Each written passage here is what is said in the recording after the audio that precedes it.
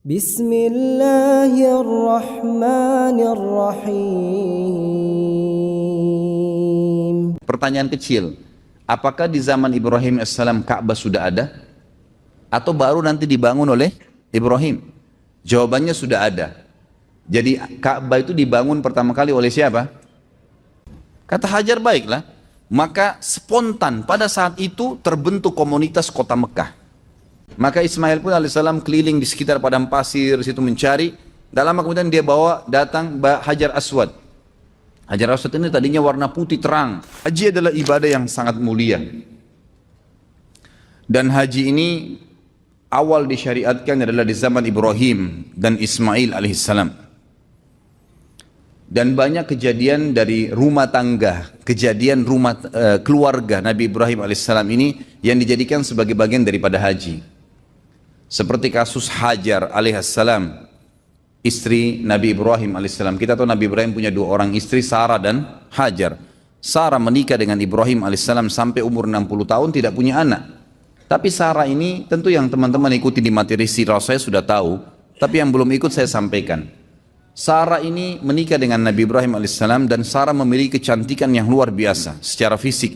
Begitu pula dengan akhlaknya. Sesuai dengan Ibrahim alaihissalam juga yang sempurna, karena Ibrahim alaihissalam sangat menyerupai Nabi SAW secara fisik. Dan Nabi sudah pernah saya gambarkan bagaimana gagahnya beliau secara fisik dan juga akhlak yang sempurna. Ringkas cerita, suatu hari pernah Ibrahim alaihissalam membawa Sarah ke Mesir. Dan di Mesir waktu itu ada raja zalim, suka ngambil istrinya orang. Pokoknya semua perempuan yang berstatus istri pasti diribut sama dia kalau dia suka secara fisik. Karena dia anggap tidak mungkin perempuan ini dinikahi oleh suaminya kecuali punya kelebihan, penyakit jiwa. Tapi begitulah terjadi pada Raja Mesir pada saat itu ya. Masuklah Ibrahim alaihissalam dengan istrinya Sarah ke Mesir, dan Ibrahim sudah berkata kepada Sarah, kalau kita masuk di Mesir nanti dan ada pengawal-pengawal raja zalim ini yang akan menangkap kamu, kalau kamu ditanya siapa saya, katakan saya saudaramu. Dan kalau saya ditanya, saya juga akan mengatakan kau saudariku. Maksudnya seiman. Ya. Bukan berarti saudara sebenarnya, tapi suami istri. Maka sampailah mereka di Mesir, sepakat dengan poin itu. Ternyata prajurit-prajurit Mesir, Raja Mesir ini ada memang khusus untuk mencari wanita-wanita yang jadi incaran si Raja Zalimin. Ketemu dengan Sarah, begitu melihat kecantikan Sarah sudah tidak berpengaruh lagi. Dikatakan ini saudara saya, tidak percaya. Pokoknya tetap kamu akan dibawa. Ringkas cerita, dibawalah Sarah kepada Raja Mesir. Begitu masuk depan Raja Mesir di istananya dengan lihat kecantikan yang luar biasa, tidak bisa sabar, dia ingin menjamah Sarah. Waktu dia ingin menjamah Sarah, tiba-tiba tangannya stroke karena Sarah berdoa kepada Allah Azza wa Jalla agar dihilangkan dari keburukannya raja ini. Dia kaget, dia bilang, apa yang kamu lakukan? Kenapa tangan saya tiba-tiba begini? Kata Sarah, saya minta kepada Tuhan saya untuk menghukummu karena kau ingin menjamahku dan kau bukan suamiku. Maka dia pun berkata, berdoalah sama Tuhanmu agar stroke saya, penyakit saya ini hilang dan saya tidak akan ganggu kamu. Sarah pun berdoa kepada Allah, sembuh. Raja ini ternyata masih bandel, tetap aja dia ingin menjamah Sarah. Waktu dia ingin menjamah yang kedua, stroke lagi. Lalu dia bilang lagi, apa yang kau lakukan? Kata Sarah, saya berdoa kepada Allah, Tuhan saya, untuk memberikan kamu hukuman karena kau ingin menjamah saya dan kau bukan suami saya. Kata si raja, baiklah, berdoa sama Allah, sama Tuhanmu itu, agar saya disembuhkan dan saya tidak akan ganggu kamu. Sarah berdoa, sembuh yang kedua kali. Dan raja ini masih saja berusaha menjamah Sarah yang ketiga kali. Waktu dia ingin jamah yang ketiga kali, Sarah berdoa, seluruh tubuhnya nggak bisa bergerak. Yang bisa bergerak cuma mulutnya. Semua tangannya, kakinya, badannya tidak bisa bergerak. Maka dia pun berkata, saya jadikan saksi seluruh yang ada di istana saya ini, ya, bahwasanya saya tidak akan menjamah kamu. Mintalah kepada Tuhanmu agar saya disembuhkan. Maka Sarah pun berdoa dan akhirnya disembuhkan. Dan raja ini berkata, keluarkan wanita ini dari istanaku, yang kalian datangkan bukan manusia tapi jin. Kisahnya begitu. Si Raja Mesir ini ternyata karena takut, ikhwan dan akhwat sekalian, khawatir jangan sampai Sarah ini berdoa lagi kepada Allah dan dia stroke lagi, maka dia menghadiahkan, ada dua perselisihan pendapat ahli sejarah, dihadiahkan budak wanitanya, yang satu lagi pendapat mengatakan anaknya dia sendiri yang perempuan dihadiahkan, yang bernama Hajar. Hajar ini dihadiahkan oleh Raja Mesir kepada Sarah. Supaya Sarah nggak berdoa lagi sama Allah, bisa stroke dia. Ringkas cerita, dibawalah Hajar ini pulang ke Palestina waktu itu dan bekerja membantu Sarah. Sarah dan Hajar selisih umurnya setengah. Waktu itu umur Sarah kurang lebih 30 tahun, umurnya Hajar 15 tahun. Berjalanlah rumah tangga Ibrahim dan Sarah alaihimussalam semuanya sampai umur Sarah 60 tahun. Tidak punya anak. Berarti umurnya Hajar pada saat itu berapa? 30 tahun. Masya Allah, kalau hitung umur perempuan cepat ini. Jangan tersinggung Pak Yoyo, enggak apa-apa. 30 tahun umurnya Hajar. Karena Ibrahim alaihissalam pengen punya keturunan, maka Sarah dengan niat baiknya menghadiahkan kepada Ibrahim alaihissalam budaknya Hajar, lalu Hajar dibebaskan oleh Ibrahim alaihissalam dari keterbudakan, lalu kemudian dinikahi. Setahun kemudian Hajar hamil dan setelah menikah, setahun kemudian melahirkan anak laki-laki yang bernama siapa? Ismail alaihissalam. Fitrah perempuan, Sarah merasa sedih. Kenapa dia tidak bisa memberikan anak kepada Ibrahim? Dia pun berdoa kepada Allah Azza wa Jalla agar diberikan karunia. Ternyata dengan umur 62 tahun, masuk 62 tahun hamil, dan akhirnya melahirkan juga namanya Ishak. Ishak dan Ismail adalah anak Ibrahim alaihissalam. Makanya Ibrahim diberikan julukan Abul Anbiya, ayahnya para nabi. Karena dua anaknya menjadi nabi dua-duanya. Baik, Ibrahim alaihissalam setelah memiliki anak Ismail dan sebelum lahirnya Ishak, jadi Ismail ini masih masa menyusui, masih di bawah 1 tahun umurnya. Datang perintah Allah Azza wa Jalla memerintahkan Ibrahim alaihissalam untuk membawa istrinya Hajar ke Mekah. Mekah waktu itu ikhwah-ikhwah sekalian adalah sebuah lembah yang tidak ada kehidupan sama sekali. Kata Allah Azza wa Jalla tentang melalui lisannya Ibrahim alaihissalam, dia mengatakan, ya Allah, saya meninggalkan keluarga saya dengan kalimat Al-Quran, biwadin ghairi dhi dhar'in inda baitikal muharram rabbana liyuqimus shalah, al-ayah. Ya Allah, aku tinggalkan keluargaku di sebuah lembah yang tidak ada dhi dhar'. Dhi ini dalam bahasa Arab sama dengan zu, digunakan kalau sesuatu yang melampaui batas, gitu kan. Jadi dikatakan dhi dhar' artinya tidak ada tumbuhan, jangankan tumbuhan hijau, tumbuhan mati nggak ada, gersang, nggak ada kehidupan, nggak ada binatang, nggak ada pohon, nggak ada manusia, nggak ada kehidupan, lembah kosong. Tetapi kata Nabi Ibrahim alaihissalam, ya, di situ dikatakan inda baitikal muharram, tapi itu di lokasi rumahmu yang mulia. Pertanyaan kecil, apakah di zaman Ibrahim alaihissalam Ka'bah sudah ada? Atau baru nanti dibangun oleh Ibrahim? Jawabannya sudah ada. Jadi Ka'bah itu dibangun pertama kali oleh siapa? Adam alaihissalam. Tidak usah takut salah, nggak apa-apa. Saya nggak bawa rotan. Adam alaihissalam dengan anaknya Syith. Dua orang ini membangun Ka'bah. Kemudian pada saat terjadi banjir besar, kiamat kecil di zaman Nuh alaihissalam, termasuk Ka'bah hancur pada saat itu, tinggal pondasinya. Pondasi Ka'bah ini disebutkan dalam Al-Quran namanya Bakkah. Di Bakkah dalam ayat Al-Quran dikatakan Bakkah itu adalah pondasinya Ka'bah. Maka Allah subhanahu wa ta'ala ingin Ka'bah itu dihidupkan kembali. Diutuslah awal kisahnya dengan Ibrahim alaihissalam diperintahkan membawa istrinya Hajar dan Ismail ke lembah itu. Pada saat tiba di sana, Ibrahim alaihissalam tidak bicara apa-apa. Tiba di lembah tersebut, gersang, lalu dia bilang sama Hajar, turunlah wahai istriku, bawa Ismail bersamamu dan saya akan tinggalkan kamu di lembah ini. Hajar bingung, nggak ada instruksi, nggak ada informasi, nggak ada bekal yang cukup. Cuma begitu saja. Ibrahim alaihissalam tiba-tiba balikkan kuda untanya menuju ke arah Palestina, mau pulang. Diikuti oleh Hajar. Wahai Ibrahim, apakah engkau meninggalkan kami di sebuah lembah? Tidak ada manusia, nggak ada pohon, nggak ada hewan, nggak ada kehidupan. Panas, gersang begini. Bekal air cuma 1 kendi air. Ibrahim alaihissalam cuma bisa netesin air mata, tetap jalan. Diikuti lagi, ya Ibrahim, apakah kau tinggalkan kami di lembah, tidak ada kehidupan, nggak ada manusia, nggak ada batu, nggak ada air, nggak ada pohon, nggak ada hewan. Ibrahim alaihissalam tetap jalan menangis. Yang ketiga kali Hajar bilang lagi, wahai Ibrahim, apakah kau tega membiarkan kami begini dan seterusnya. Tetap saja Ibrahim alaihissalam jalan. Maka Hajar akhirnya Allah SWT berikan ilham dalam hatinya dan bertanya begini, Allahu amaraka bihada, Apakah Allah yang perintahkan kamu seperti ini? Maka Ibrahim alaihissalam tidak nyaut apa-apa, cuma nganggungin kepala. Iya, artinya ini memang diperintahkan oleh Allah. Maka jawaban Hajar dengan sangat jelas, dan perhatikan ya, seseorang kalau sudah datang perintah Allah Azza wa Jalla dan dia terima, perhatikan nanti apa efeknya, apa yang Allah kasih pada saat datang sebuah ilmu, dalil, wahyu, Al-Quran dan Sunnah lalu diamalkan. Perhatikan apa yang Allah kasih nanti dari banyak sekali pahala yang dia akan panen. Maka dia mengatakan, idzan layyudayyi'ana. Kalau begitu tidak mungkin Allah itu membiarkan kami mati. Udah pergi aja Ibrahim, gak apa-apa.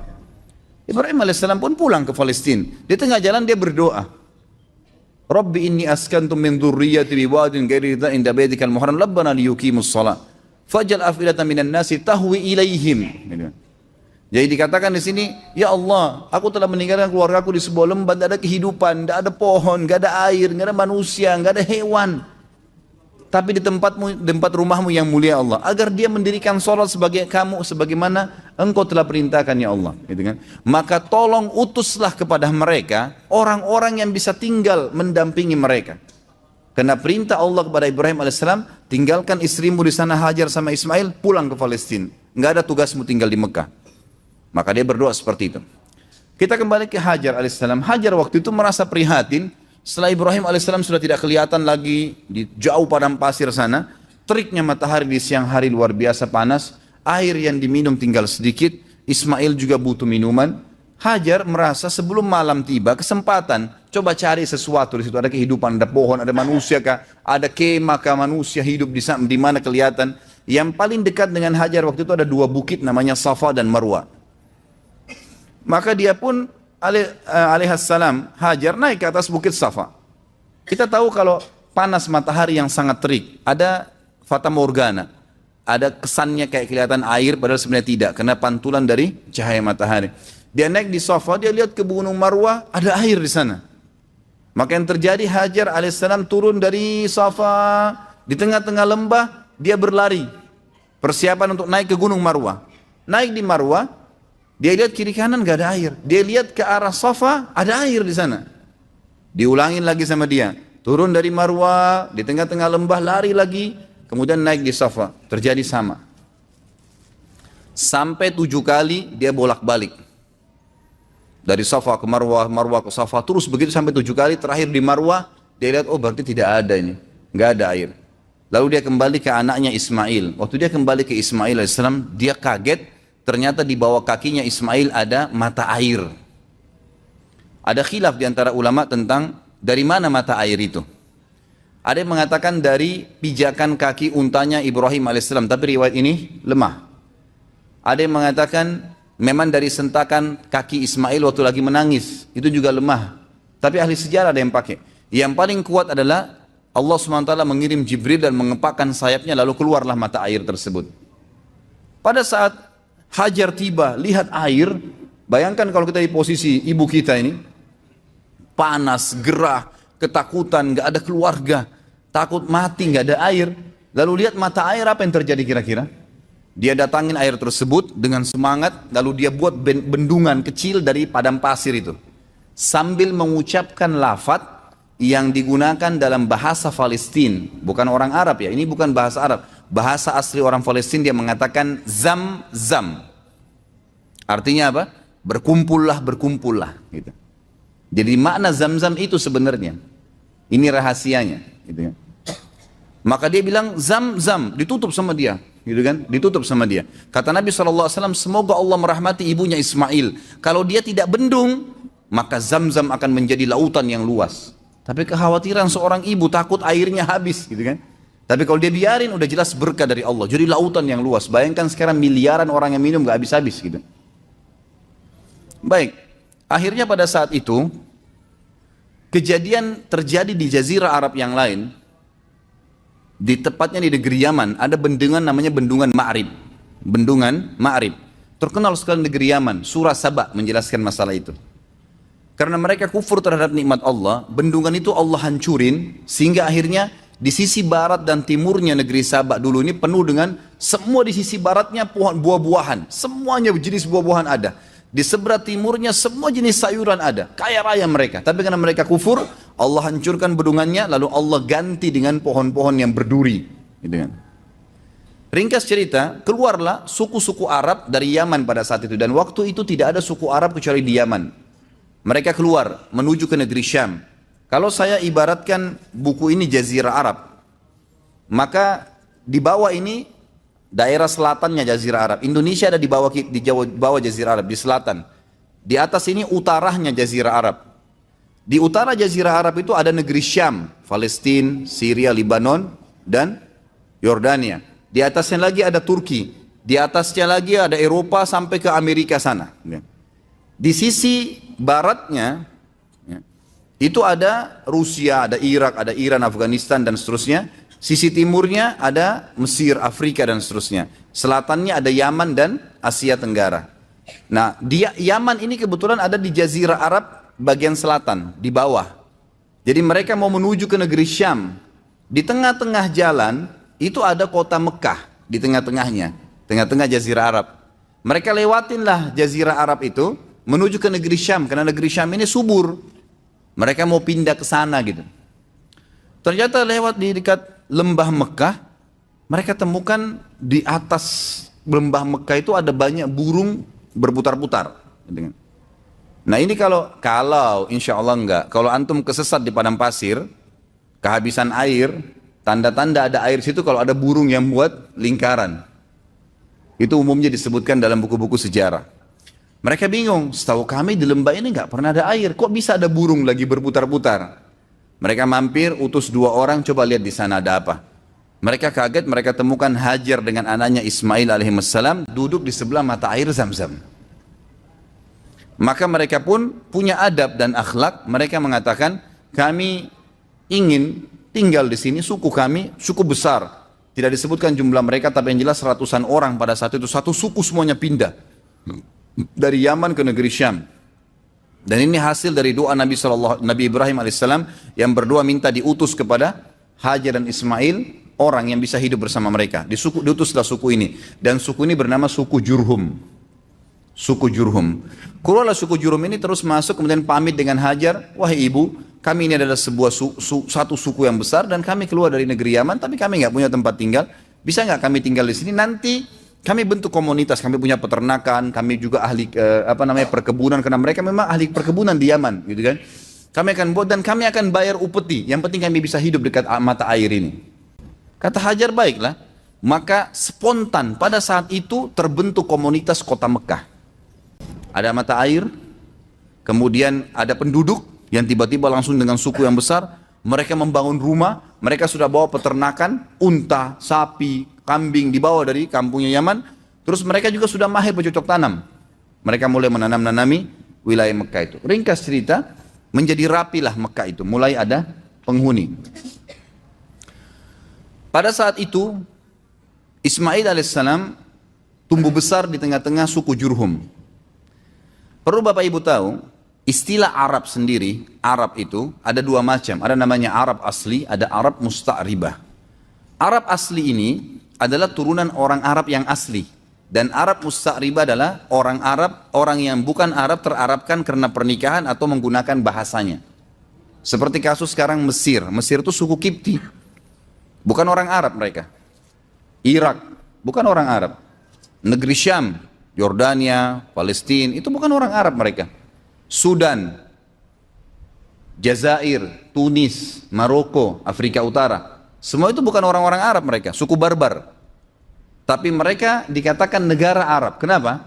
Karena menjadikan bahasa Arab sebagai bahasa negaranya. Dan pada saat ekspansi Islam di zaman Umar bin Khattab, zaman Uthman bin Affan, mereka menikah dengan orang-orang Arab, dari tabi'in, dari sahabat yang bergabung sama mereka, maka dikatakanlah mereka orang-orang Arab. Ismail alaihissalam bukan orang Arab, karena beliau dari Ibrahim alaihissalam orang asli suku Babilonia, dari Irak. Ya, itu. Orang asli Irak, asli orang Irak namanya suku Babilonia. Maka mereka, Ismail berbaur sampai besar dan menikah dengan anak kepala suku Jurhum. Setelah menikah, tapi tidak disebutkan di sini prediksi umurnya Ismail alaihissalam, karena ini kisah yang cukup panjang, saya ringkaskan melihat waktunya. Maka datanglah Ibrahim alaihissalam, diperintahkan oleh Allah SWT untuk mengunjungi Mekah. Beliau datang mengunjungi istrinya, Tapi pada saat itu yang saya dapat dalam buku sejarah adalah setelah Ismail menikah dengan anak kepala suku Jurhum. Datang dan Ismail ini sangat gemar alaihissalam berburu. Sangat gemar berburu. Maka dia pun lagi keluar berburu, Ibrahim datang ke rumahnya lalu bertanya pada istrinya dari belakang pintu, di mana suamimu? Dikatakan lagi pergi berburu. Berapa lama kira-kira biasa dia berburu? Ya sekitar sebulan baru kembali. Sering kali pergi berburu, sebulan baru kembali. Kemudian kata Ibrahim, bagaimana kehidupan kalian? Istrinya mengeluh, hidup kami susah, hidup kami enggak enak, hidup kami gini. Tidak pernah lisannya mengatakan Alhamdulillah, tidak pernah ada pujian Allah. Maka kata Ibrahim, kalau suamimu kembali titip pesan, bahwasanya ada seseorang yang bernama Ibrahim mencari dia, dan suruh dia mengganti tiang pintu rumahnya. Pulanglah Ibrahim alaihissalam, setelah ketemu Hajar beberapa hari, lalu kembali lagi ke Palestina. Ismail alaihissalam kembali, Ismail tentu sudah tahu tentang siapa Ibrahim ayahnya, sudah tahu kisahnya dari ibunya Hajar, tapi belum pernah ketemu, sampai saat itu belum pernah ketemu. Lalu kemudian Ismail pulang ke rumahnya, tanya istrinya, siapa yang datang? Oh ada tamu namanya Ibrahim, apa yang dia bilang? Dia tanya masalah-masalah kita di sini, lalu saya menyampaikan keluhan-keluhan kita semuanya, keadaan kita di sini. Lalu apa pesan dia? Dia katakan gantilah tiang pintu rumahmu. Kata Ismail, itu ayah saya Ibrahim, dia seorang nabi dan dia memerintahkan saya untuk menceraikanmu, maka saya akan antar ke rumahmu. Diceraikanlah istrinya yang pertama. Jadi ini bahasa Ibrahim alaihissalam yang sangat santun agar mengganti istri anaknya. Beberapa bulan kemudian datang lagi Ibrahim alaihissalam, tidak disebutkan juga pasnya berapa bulan, tapi beberapa bulan dalam buku-buku sejarah. Beberapa bulan setelah itu datang Ibrahim alaihissalam kedua kali, ternyata Ismail lagi berburu lagi. Kemudian dia datang, ternyata Ismail sudah menikah dengan anak suku Jurhum yang lain. Lalu Ibrahim bertanya, bagaimana kabar kamu, di mana Ismail? Dia bilang, suami saya lagi berburu. Bagaimana kehidupan kalian? Istri yang kedua ini semuanya pujian kepada Allah. Alhamdulillah hidup kami cukup, alhamdulillah kami bahagia, alhamdulillah begini, selalu muji Allah. Maka kata Ibrahim alaihissalam, kalau suami kau kembali, katakan ada tamunya datang bernama Ibrahim, dan sampaikan agar dia mempertahankan tiang pintu rumahnya. Maka Ibrahim alaihissalam pun tidak pulang ke Palestina, tinggal sama istrinya sampai anaknya Ismail pulang. Lalu bertemulah mereka. Tentu pada saat Ismail pulang ke rumahnya dulu, dia belum ke rumah ibunya. Lalu dia tanya istrinya, siapa yang datang? Dia katakan ada satu orang nama Ibrahim. Apa pesannya? Dia suruh pertahankan tiang pintu rumahnya. Tiang pintu rumahmu. Kata Ismail, itu ayah saya Ibrahim, dia seorang nabi dan dia menyuruh saya mempertahankan rumah tangga denganmu. Ringkas cerita, Ismail ketemulah dengan Ibrahim alaihissalam. Lalu mereka berpelukan. Seterusnya, setelah itu Ibrahim alaihissalam tidak kembali ke Palestina. Ada perintah Allah Azza wa Jalla yang diperintahkan kepada Ismail Ibrahim alaihissalam. Baru berapa hari saja ketemu dengan anaknya Ismail, perintah yang luar biasa pada saat itu adalah disuruh Ibrahim menyembelih anaknya Ismail. Baru berapa hari ketemu anaknya sudah disuruh sembelih. Dan yang luar biasanya, perintah ini hanya datang dalam bentuk mimpi saja. Dan perlu kita tahu, para nabi-nabi kalau mimpi itu semua berita benar. Dia mimpi menyembelih anaknya. Lalu Ibrahim alaihissalam dalam surah Anbiya, dalam surah Ibrahim diceritakan, dia berkata kepada Ismail, bahwasanya saya melihat dalam mimpi saya menyembelih kamu, bagaimana pendapatmu? Inni ara fi manami anni adbahuk, fandur madza tara. Maka Ismail menjawab dengan sangat santun, sangat baik, ya abatif al ma tu'mar, satajiduni insyaallah minas sabirin. Wahai ayahku, lakukanlah apa yang sebenarnya kau diperintahkan dan kau akan dapat saya termasuk orang-orang yang sabar. Akhirnya Ibrahim dan Ismail AS sepakat, ayo dah kita jalani apa perintah Allah. Dua-duanya pergi sampai ke wilayah Mina. Kalau sekarang itu tepatnya lewat lempar jumroh, untuk melempar jumroh. Pada saat itu datanglah Ismail dan Ibrahim AS di 3 titik di dekat gunung Mina yang sudah diperintahkan oleh Allah dalam mimpi untuk disembelih anaknya Ismail. Dia melihat syaitan datang mencoba mengganggunya, lalu Ibrahim AS melempari 7 kerikil kecil ke arah syaitan tersebut sambil membaca Bismillahirrahmanirrahim. Di titik 1 syaitannya pergi, di titik 2 kemudian dia datang lagi, dilempar lagi, titik 3 juga begitu. Akhirnya setelah 3 kali dilempar tidak datang lagi syaitannya. Kemudian sampai di tempat sembelihan, kata Allah Subhanahu wa taala, falamma tallahu lil jabin. Pada saat Ibrahim sudah meletakkan leher anaknya, pedangnya sudah diangkat dan sudah diayunkan, dua-duanya sudah pasrah. Ismail sudah pasrah, Ibrahim alaihissalam sudah pasrah, jadi tidak setengah-setengah. Dan ini kita perlu juga ambil pelajaran di sini, ikhwah-akhwat sekalian. Cobaan Allah SWT itu kadang-kadang diuji iman kita sampai titik terakhir. Pada saat sudah betul-betul pasrah, diangkat pedang, dia sudah akan sembelih, ditahan pedangnya oleh Jibril alaihissalam, lalu kemudian digantikan dengan zibhin azim, sembelihan yang agung. Maksudnya seekor domba yang besar. Lalu Allah mengatakan, ya Ibrahim, qad saddaqta ru'ya.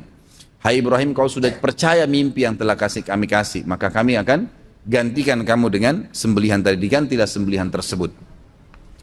Lalu kemudian Ibrahim dan Ismail AS diperintahkan oleh Allah setelah itu membangun Ka'bah. Maka Ibrahim dan Ismail pun membangun Ka'bah di pondasi yang sudah ada dibangun oleh Adam dan Syith alaihimussalam semuanya. Dibangunlah pondasi tersebut. Setiap kali Nabi Ibrahim alaihissalam mundur untuk melihat posisi Ka'bah sudah rapi atau belum, maka Ibrahim alaihissalam berdiri di sebuah tempat yang agak tinggi, lalu pada saat beliau turun, beliau sempat loncat ke bawah. Loncatan Nabi Ibrahim alaihissalam dari tempat tinggi itu yang melihat apakah sudah rata bangunan Ka'bah atau belum, ke bawah, itu keinjak tanah dan sempat ada bekas telapak kakinya, yang sekarang dikenal dengan maqam Ibrahim. Allah kekalkan itu, pijakan kakinya, dengan izin Allah Subhanahu wa taala untuk menjadi tanda-tanda kebesaran Allah Subhanahu wa taala. Kemudian pada saat selesai bangun Ka'bah, kata Ibrahim alaihissalam kepada Ismail alaihissalam, coba carikan saya batu yang kuat, agar bisa bangunan ini kuat pondasinya, karena memang posisinya berdiri. Karena memang bangunan ini tadinya didirikan dari tanah liat yang dibasahkan, lalu dikeringkan, lalu kemudian disusun, jadi mudah runtuh, gitu kan. Maka Ismail pun alaihissalam keliling di sekitar padang pasir, situ mencari. Tak lama kemudian dia bawa datang Hajar Aswad. Hajar Aswad ini tadinya warna putih terang, tapi karena dosanya anak Adam jadi menjadi hitam. Diturunkanlah, kemudian Nabi Ismail AS membawa dengan bentuk warna hitam. Kata Ibrahim, dari mana kau dapatkan? Dia bilang, dari Allah turunkan kepada saya.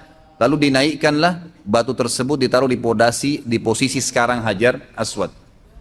Setelah selesai tempat tersebut, sudah ada air Zam-Zam tadi, sudah ada tempat Hajar mencari Safa dan Marwa air, sudah ada sembelihan tadi yang tidak jadi, Ka'bah sudah terbangun, sudah ada Hajar Aswad. Allah Subhanahu wa taala menyempurnakan, berkata kepada Ibrahim melalui Jibril alaihissalam, perintahkan wahai Ibrahim seluruh manusia di muka bumi agar haji. Dalam riwayat sahih kata Ibrahim alaihissalam, "Wa ma yablughu sauti?" Sampai di mana suaraku ya Allah? Enggak bisa, suaraku enggak mampu nyampein ke seluruh pelosok muka bumi ini. Kata malaikat Jibril, "Ma'alaika illal balagh." Tugasmu hanya menyampaikan. Maka Ibrahim alaihissalam pun mencari gunung tertinggi di Mekah pada saat itu. Sebagian ahli sejarah mengatakan di Jabal Rahmah yang ada di Arafah. Tapi ini riwayat, sebuah asar, tidak disebutkan tentang kesahihannya. Ringkas cerita Ibrahim alaihissalam, ada yang beriwayat mengatakan naik di atas Ka'bah lalu berteriak, mengatakan, wahai sekalian orang-orang yang beriman, berhajilah. Dalam riwayat ini dikatakan suara Ibrahim alaihissalam dibawa oleh angin ke seluruh pelosok muka bumi, dan semua orang beriman dengar dan kemudian mereka datang. Bahkan Allah SWT menceritakan datang orang-orang tersebut sampai dhamir. Pakai dhamir itu artinya unta-unta yang kurus karena jauhnya mereka jalan, gitu kan. Diutus, datanglah mereka dalam ibadah haji. Lalu rangkaian semua tadi yang dilakukan Ibrahim alaihissalam dengan keluarganya menjadi rangkaian ibadah haji.